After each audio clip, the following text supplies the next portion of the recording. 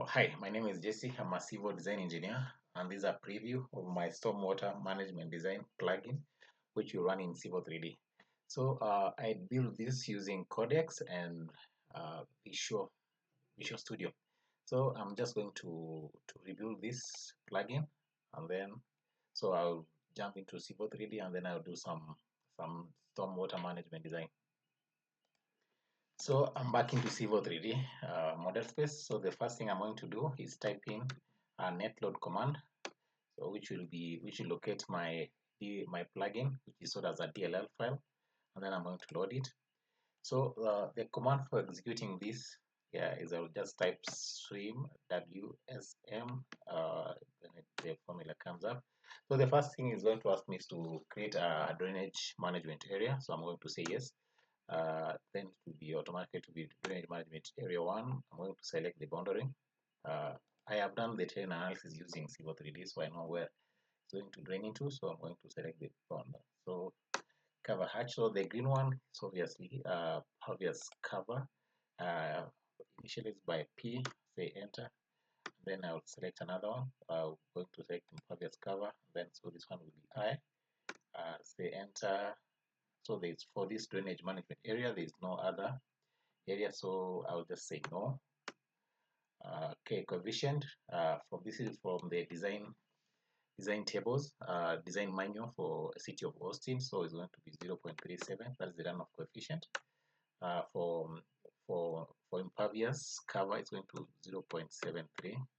So I get that one. So a flow path, I'm going to select my flow path. This was basically a feature line which I exploded to form a 3D polyline, and then so the plugin does calculate the slopes automatically. So I'm going to use I'm going for the no Atlas 14 tables. I'm going to, because my TOC was 10.53 minutes, so I'm going to use a storm design of 15 minutes. For the 2-year return period, it's going to be 1.03.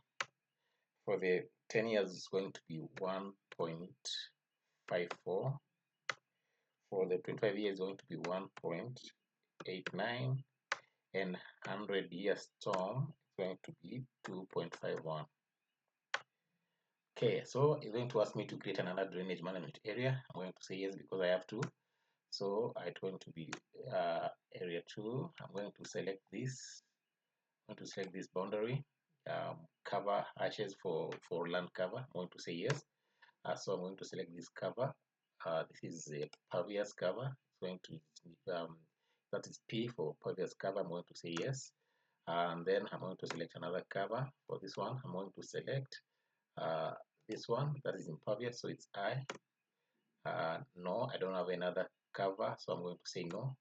And then so for the runoff coefficient, the same as the DMA1, so it's going to be 0.37 for pervious and 0.73 for impervious.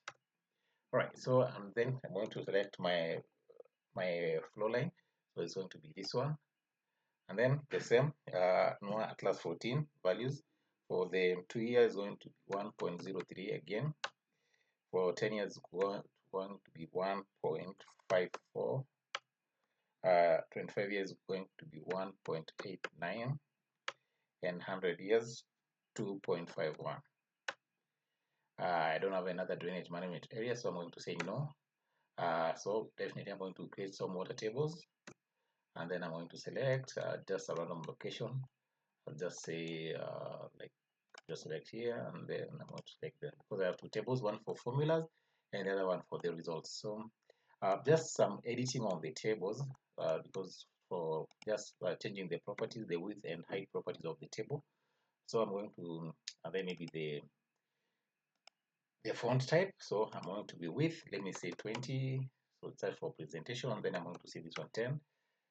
So it does automatically. So that is the table of the formulas for the time of concentration, duration, rainfall intensity, and then peak runoff. So and then for this other table, this is the most important table. This is for the results. So it has everything. I'm just the same way. I'm going to adjust the width and font type. Just let me select legend width. Let me just go for 20, and then this one I'm going for 8.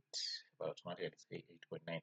So I have everything here for DMA1 and DMA2. Acreage, the weighted, this is the runoff weighted runoff coefficient for the sites. DMS, so governing TC, term of okay.